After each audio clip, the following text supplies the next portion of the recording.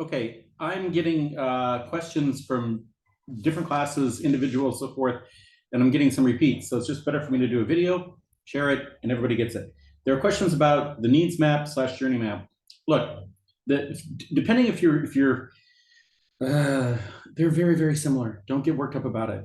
Okay, I'm not going to grade. Oh, your needs map. Anyhow, the whole point of this exercise is that you interview people to gain some insights. So let me tell you a story about the startup I was working with 5 years ago. It was a medical app to remind people to take medicine on time.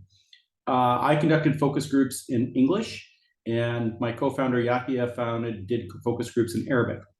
And what the original idea was, trying to help people like me, who I've been on medicine for cholesterol and high blood pressure and thyroid issues for more than 20 years. And so making sure that people take their medicines correctly, it's a pretty simple idea. But when we were storyboarding it and explaining what Buak could do, in one of my focus groups, one of my good friends, Lori, she was like, Steve, remember when my son was really sick a month or so back and I had to rush him to the hospital?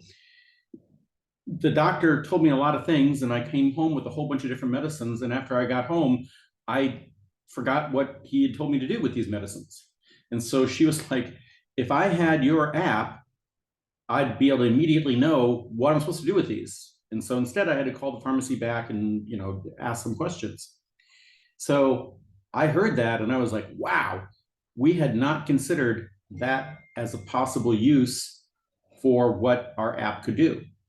And so getting that feedback, we then incorporated a feature into our app that would address people who are, moms and dads that are scared to death because their child was just in something traumatic and they receive all these directions that they don't know for sure what to do.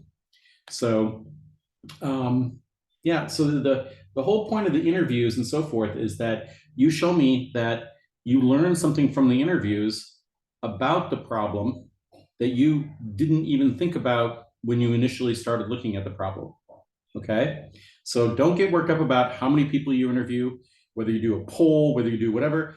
I don't care. That's not the point of this. The point of this is that you use your interviews and the people you're interacting with to learn something that you didn't know before. And that can change how you then look at the problem, and it definitely will change your final solution. So again, Yahoo came to me with this idea for this medical app in the fall of 2016. By the fall of 2017, when he and Mansour and I are headed off to London to pitch at St. James Palace, the change of what our app was to do was, it's 70% of his original idea, but it changed a lot when we had other input and so forth. And where we were by December of 2017 was a very different place than we were in December of 2016. So I hope that makes sense. I look forward to tomorrow.